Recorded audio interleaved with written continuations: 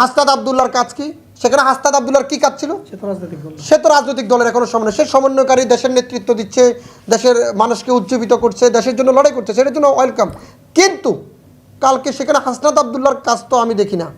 আরও অনেকে আছে, অনেক আব্দুল্লাহরা আছে, অনেক আব্দুল্লাহর আছে। কেন? ওখানে তাদের কাজ কি? ওখানে তো রাজনৈতিক দলের নেতৃবৃন্দ, সুশীলদের নেতৃবৃন্দ, ওরা কি সুশীল? তাহলে আমার দোষটা কোথায় ছিল ভাই?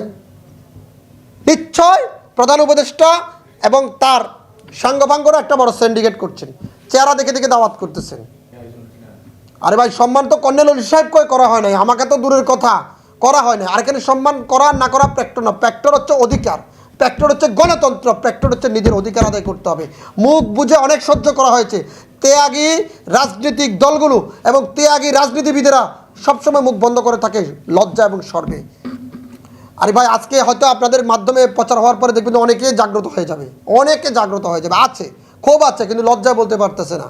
আরে ভাই, ঘরে যদি দেখেন, একটা সত্য কথা বলি, ঘরে অনেকের ভাবিয়ে ভাইদেরকে যন্ত্রণা করে, কিন্তু বাইরে আসি তারা সাপশুয়ার মতন থাকে, দুঃখের কথা বলে না। এইটাই তো, আমি একটা দলের চেয়ারম্যান, লজ্জার কারণে হয়তো বলতে পারি, সারা বছর আন্দোলন করেছি, এখন হয়তো লজ্জা বলতে। রাজনীতিবিদের আবার লজ্জা আছে নাকি? রাজনীতি যারা করে তাদের আবার লজ্জা শরম আছে নাকি? কতক্ষণ পিটায়, কতক্ষণ সেলুটতে। আদিলুর রহমান সাহেবকে ফোন দিয়েছি কয়েকশো বার, মাহফুজ আলমকে ফোন দিয়েছি কয়েকশো বার, আমার কাছে ভিডিও আপনি দেখেন, আমার হোয়াটসঅ্যাপ দেখেন, রিসিভ করে না।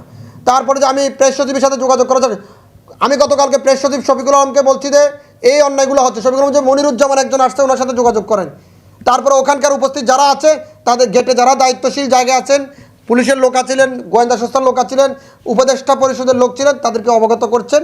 তারা বলছেন বিষয়টি দেখতেছেন খুব গুরুত্ব সহকারে। তো আমিও গুরুত্ব সহকারে বিষয়টি আরও দেখতেছি। এখানে যারা বাদ গেছে, আমি শুধু একা না তো ভাই, এখানে আমার জন্য লড়াই করতেছি না, অনেক লোক জেল জুলুম হামলায় মামলার শিকার হয়েছে, যাদের নামও কেউ নিচ্ছে না। কেন?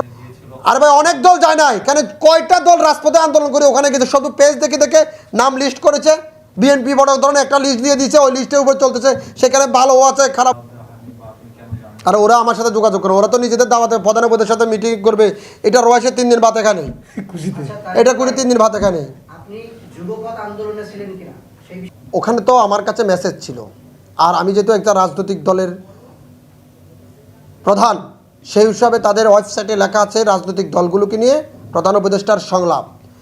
প্রধান উপদেষ্টার ওখানে কি লেখা আছে যাদের যাদের ইনভাইট করছেন তারা আসবেন, বাকিরা কিন্তু আসবেন না, লেখা আছে, কোথাও দেখাতে পারবেন?